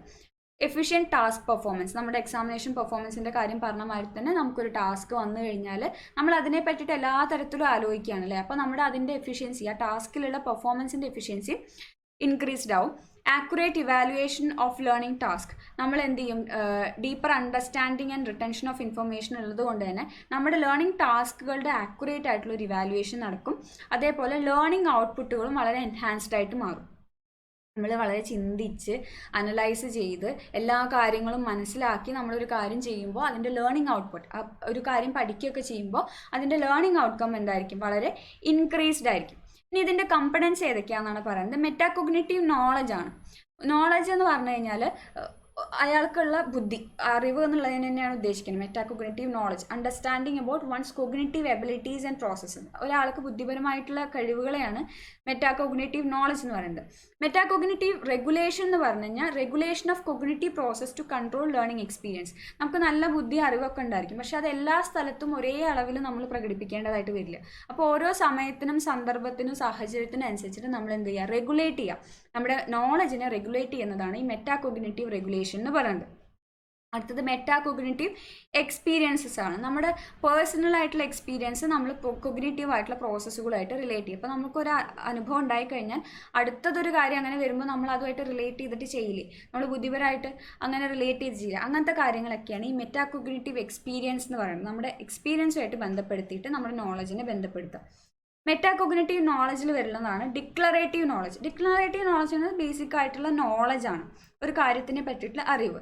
പ്രൊസീജിയറൽ നോളജ് എന്ന് പറഞ്ഞു കഴിഞ്ഞാൽ ആ കാര്യം നമുക്ക് ചെയ്യാനുള്ള കഴിവ്. അപ്പോൾ വണ്ടി ഓടിക്കാൻ നിങ്ങൾക്ക് അറിയാം, അതൊരു ഡിക്ലറേറ്റീവ് നോളജാണ്. അതെങ്ങനെ ഓടിക്കണു എന്നുള്ളതാണ് പ്രൊസീജിയറൽ നോളജ്. ആ വണ്ടിയുടെ ചാവി എടുത്ത് നിങ്ങൾ സ്റ്റാർട്ടാക്കി അതെങ്ങനെ ഓടിക്കണു എന്നുള്ളതാണ് പ്രൊസീജിയറൽ നോളജ്. കണ്ടീഷണൽ നോളജ് വണ്ടി ഓടിക്കുകയൊക്കെ ആണെങ്കിലും ഓരോ സമയത്താണ്. ഇപ്പോൾ എല്ലാ സമയത്തും നമുക്ക് ഹോൺ അടിക്കേണ്ടി വരില്ല, എല്ലാ സമയത്തും നമുക്ക് ബ്രേക്ക് പിടിക്കേണ്ടതായിട്ട് വരില്ല. അപ്പോൾ അത് ഓരോ സമയത്തിനനുസരിച്ച് ഓരോ കണ്ടീഷൻ അനുസരിച്ച് നമ്മൾ നമ്മുടെ നോളജ് അപ്ലൈ ചെയ്യുന്നതാണ് കണ്ടീഷണൽ നോളജ് എന്ന് പറയുന്നത്. ഇനി മെറ്റാകോഗ്നിറ്റീവ് എക്സ്പീരിയൻസ് എന്ന് പറഞ്ഞു കഴിഞ്ഞാൽ നമ്മുടെ കൊഗ്നിറ്റീവ് ആയിട്ടുള്ള പ്രോസസ്സുമായിട്ട് റിലേറ്റ് ചെയ്തിട്ടുള്ള എക്സ്പീരിയൻസുകളാണ് മെറ്റാകോഗ്നിറ്റീവ് എക്സ്പീരിയൻസ് എന്ന് പറയുന്നത്. ഈ മെറ്റാകോഗ്നിറ്റീവ് എക്സ്പീരിയൻസുകൾ ഒരാളുടെ പെർസെപ്ഷനെയും ഐഡൻറ്റിറ്റിനെയൊക്കെ ഷേപ്പ് ചെയ്യുന്നതിൽ വളരെ ഇമ്പോർട്ടൻസ് ഉണ്ട് ഈ മെറ്റാകോഗ്നിറ്റീവ് എക്സ്പീരിയൻസ്. ഇപ്പോൾ നിങ്ങൾക്ക് തന്നെ ഒരു എക്സാമ്പിൾ, ഇപ്പം മഴ എന്ന് പറഞ്ഞാൽ ഓരോരുത്തർക്കും ഓരോ മാതിരിയാണ്. ചിലർക്ക് ഈ പറഞ്ഞ മാതിരി ലാൻഡ് സ്ലൈഡും ഇതൊക്കെ ഉണ്ടാവുന്ന ഭാഗത്ത് ജീവിക്കുന്നവർക്ക് മഴ ഒരു ഭീതി സ്വപ്നമാണ്, പുഴയുടെ വക്കത്ത് താമസിക്കുന്നവർക്കൊക്കെ. അതല്ല മരുഭൂമി പോലുള്ള വരണ്ട പ്രദേശത്ത് മഴ കിട്ടുമ്പോൾ അവർക്ക് മഴ എന്ന് പറയുന്നത് വേറെ എക്സ്പീരിയൻസ് ആണ്. അപ്പോൾ നമ്മളുടെ എക്സ്പീരിയൻസസുകൾ, മെറ്റാകോഗ്നിറ്റീവ് എക്സ്പീരിയൻസസുകളാണ് നമ്മുടെ ഐഡൻറ്റിറ്റീനെയും പെർസെപ്ഷനെയും ഒക്കെ ഷേപ്പ് ചെയ്യുന്നത് എന്നാണ് പറയുന്നത്. ഇനി എങ്ങനെയാണ് മെറ്റാകോഗ്നിഷൻ ലേണിങ്ങിനെ എൻഹാൻസ് ചെയ്യുന്നത് എന്നാണ് പറയുന്നത്. Encourages active engagement. നമ്മൾ ആലോചിച്ച് ചിന്തിച്ച് നമ്മൾ ഒരു കാര്യത്തിനെ പറ്റിയിട്ട് നമുക്ക് കൃത്യമായിട്ടുള്ളൊരു നോളജൊക്കെ ഉണ്ടെങ്കിൽ നമ്മുടെ അതിലുള്ള ഇൻവോൾവ്മെൻറ്റ് കൂടും. അതായത് നമ്മൾ ലേണിങ്ങിലുള്ള ആക്റ്റീവ് എൻഗേജ്മെൻറ്റ് കൂടും. നമുക്ക് മെറ്റാകോഗ്നിഷനിലൂടെയാണ് നമ്മൾ പഠിക്കണമെന്നുണ്ടെങ്കിൽ. Enables self monitoring. നമ്മുടെ സെൽഫ് മോണിറ്ററിങ്ങിനെ അത് ഇനേബിൾ ചെയ്യും. അതായത് നമ്മൾ സ്വന്തമായിട്ട് പഠിക്കുമ്പോൾ, ഞാൻ ഇപ്പോൾ ഈ സൈക്കോളജി തന്നെ പഠിക്കുമ്പോൾ എനിക്ക് എത്രത്തോളം അറിയാം, ഞാൻ ഈ വായിക്കണത് എനിക്ക് മനസ്സിലാവുമ്പോൾ എനിക്ക് എന്നെ പറ്റിയിട്ട് നല്ല ബോധ്യമുണ്ടല്ലോ, ആരെയും ബോധിപ്പിക്കാനല്ല, സ്വന്തമായിട്ടാണ്. അപ്പോൾ നമ്മൾ സ്വന്തമായിട്ടൊരു മോണിറ്ററിങ് ഒക്കെ നടത്തുവാടെ. അതേപോലെ എഫക്റ്റീവായിട്ടുള്ള ലേണിംഗ് സ്ട്രാറ്റജീസ് ഡെവലപ്പ് ചെയ്യും. ഓരോ ടോപ്പിക്ക് പഠിക്കാനൊക്കെ ഞാൻ ഉപയോഗിക്കുന്ന ലേണിംഗ് സ്ട്രാറ്റജീസ് എത്രത്തോളം എഫക്റ്റീവാണ് അതെനിക്കറിയാമല്ലോ. അപ്പോൾ എനിക്ക് എത്രത്തോളം അത് മനസ്സിലാവുന്നുണ്ട് എന്നുള്ളത് ഞാൻ പഠിക്കുമ്പോൾ എനിക്കറിയാം. മറ്റുള്ളവരുടെ അടുത്ത് നമ്മൾ പറയുന്നത് പോലെയല്ല, നമുക്ക് സ്വന്തമായിട്ടുള്ളൊരു അറിവുണ്ടല്ലോ നമ്മളെ പറ്റിയിട്ട്. അപ്പോൾ അതിനനുസരിച്ച് നമുക്ക് എന്ത് ചെയ്യാൻ പറ്റും, നമ്മുടെ ലേണിംഗ് സ്ട്രാറ്റജീസൊക്കെ മാറ്റാനും കുറച്ചും കൂടെ നല്ല രീതിയിലേക്ക് നമുക്ക് കുറച്ചും കൂടെ മനസ്സിലാവുന്ന രീതിയിലേക്കൊക്കെ മാറ്റാനൊക്കെ ആയിട്ട് സാധിക്കും. അതേപോലെ ഫെസിലിറ്റേറ്റ്സ് ഡീപ്പർ അണ്ടർസ്റ്റാൻഡിങ്. നമ്മുടെ അണ്ടർസ്റ്റാൻഡിങ്ങിനെ കുറച്ചും കൂടെ ഡീപ്പറാക്കും, നമ്മൾ പഠിക്കുന്ന കാര്യം കുറച്ചും കൂടെ ഡീപ്പറാക്കും. ഇനി മെറ്റാകോഗ്നിറ്റീവ് സ്കിൽസ് ഡെവലപ്പ് ചെയ്യാനുള്ള സ്ട്രാറ്റജീസ് എന്തൊക്കെയാണ്? Reflection on learning experiences. നമ്മുടെ ലേണിംഗ് എക്സ്പീരിയൻസസിൽ നമ്മൾ റിഫ്ലക്ഷൻ നടത്തുക. റിഫ്ലക്ഷൻ ഓൺ ആണ്, നമ്മൾ പഠിക്കുന്ന കാര്യങ്ങളെ പറ്റിയിട്ട് റിഫ്ലക്റ്റ് ചെയ്യുക. Teach metacognitive strategies.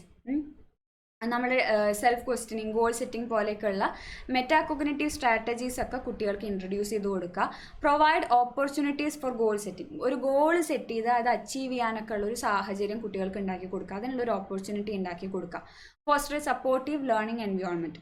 ഒരു നല്ല സപ്പോർട്ടീവ് ആയിട്ടുള്ള, ഇപ്പോൾ ഈ ഗോൾ സെറ്റ് ചെയ്യാന്നൊക്കെ പറഞ്ഞ മാതിരി ഓരോ കുട്ടികൾക്കുള്ള നോളജും അവരുടെ കേപ്പബിലിറ്റീസും ഒക്കെ ഒരു ടീച്ചർ എന്നുള്ള രീതിയിൽ നമുക്ക് അറിയാൻ പറ്റണം.